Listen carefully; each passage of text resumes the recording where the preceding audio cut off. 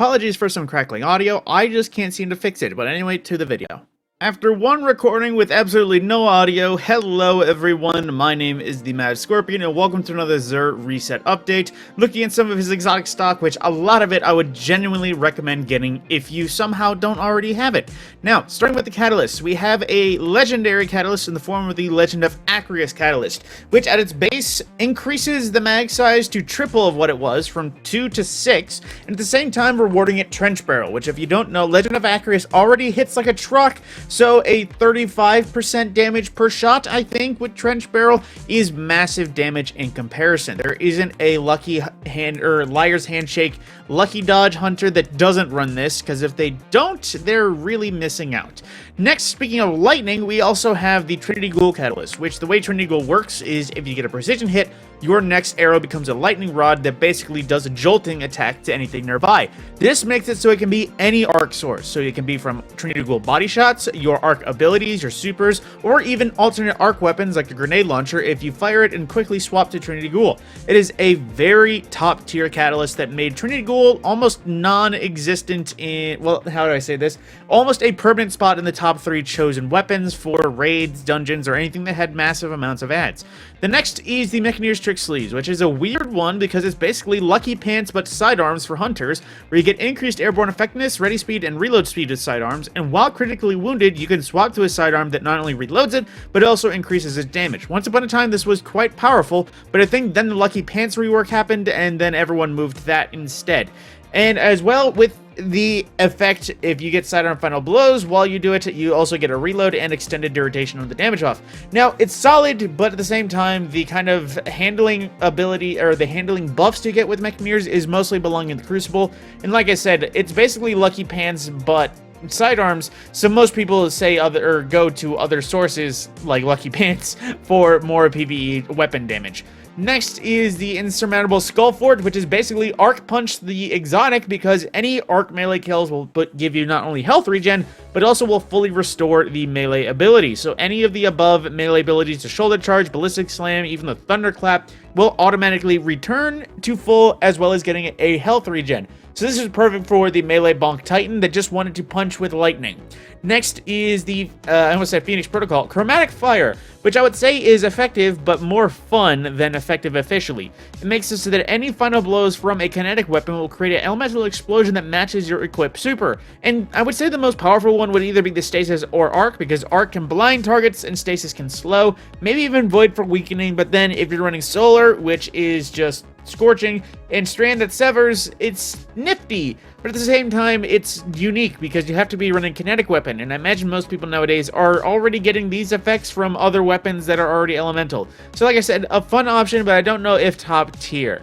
Then the usual class items are available in case anyone wishes to see them, and for some of our strange curio currencies, we have enhancement prisms, enhancement cores, glimmer, and vanguard engrams in case you don't feel like running strikes.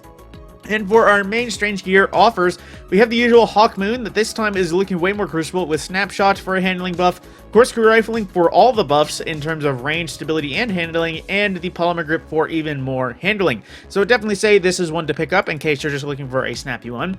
Then add Clear Legends, because the first is the Huckleberry, which is infamous for only really getting buffs and reworks that benefit it. Because ages ago, it used to basically be this, Ride the Bull, where you get increased rate of fire and recoil when holding on the trigger, but then it was given a moderate form of subsistence, where kills would moderately load the magazine, and its catalyst gave it basically Ambitious Assassin. But then once upon a time, it also got a full subsistence refit, basically just fully increasing the, or fully restoring the mag per kill. And in addition, it has an old version of Rampage, which the stacks are more so times 3 gets you to 100% bonus damage, while I think times 3 now is more like a 20% damage bonus. In addition, its catalyst was reworked many times and now grants it kinetic tremors, which in an SMG may not be great, but in an SMG where you're constantly spraying bullets, I would say is possibly a great option. Increased rate of fire makes things like kinetic tremors hammer and hit more quickly. Next is the Sunshot, which if you don't know why, basically it was a Solar King, because its effect of Sunblast, where your targets explode, will now also Scorch, which can cause ignitions, is just great for damage over time and just generally killing enemies.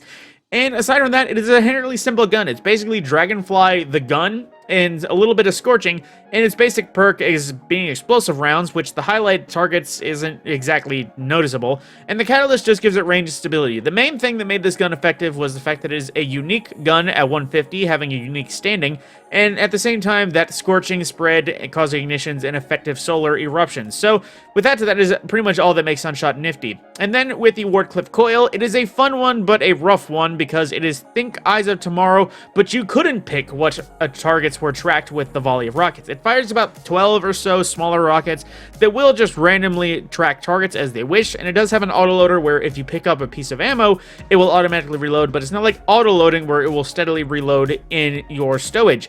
And at the same time, this catalyst gives it increased tracking effectiveness, but it's also just increased tracking effectiveness because they said so. So there's no real way to track whether or not it actually was buffed or benefited. And next, in terms of our weapons, we have the old ignition code, a lightweight kinetic grenade launcher, which I just recommend getting the new one. The Scathe Glock, which is a kinetic adaptive frame legendary auto rifle that I would also say is worth just getting a different version like the old Sterling, unless you desperately want the kinetic. Stochastic Variable, which is a unique one because it has access to a perk like Phase Mag, which basically turns it from a lightweight to a vertical frame 720 round per minute in damage profile, while still maintaining its status as a lightweight SMG, a unique one to keep your eye out for. Then the contingency plan is an arc rapid fire scout rifle that is a weird one for the Crucible because something with like kill clip on it. It is a sneak attack 3-round kill, but at the same time, it is still quite old, as are all of these weapons. They're all still pre-crafting, pre-deep sight. But then not pre-crafting the Sail Spy Pitch Glass, which is a unique one because with something like Volt Shot, it can actually do some crazy damage, because supposedly Volt Shot on things like fusion rifles, or linear fusion rifles specifically, do a lot more damage than Volt Shot from something like an SMG. However, at the same time, its other perks not exactly unique or otherwise game-changing, and linear fusions are still in an odd spot of DPS for just straight-up damage in terms of that versus rockets or other options. And next is the Elated Principle, which is a rapid-fire machine gun, also craftable, but at the same time, perks that are available are way more sounding to Crucible focused. They sound like handling buffs as opposed to damage or mag size buffs, as far as I remember. This is definitely one I'd say you could skip. And always, lastly, we do have the various class swords. Crown Splitter heavy frame for the sword on Titans, the Quick Fang lightweight frame for the Hunters, and the Infinity's Edge basic Vortex frame for the Warlocks. And wrapping it up with the armor, we do have the various future War Cult armors for each class, all the way back from the classic Year 1 faction rallies, it seems. And with that is everything that Xur has available at his store, and as always, this will all these disappear come Tuesday, so whether or not you've been stocking up coins or need to seek out some coins to buy it, go ahead and get working, because there is some great options available if you have not acquired them in the past. With that, my name is TheMadScorpyon. I will see you in the next video.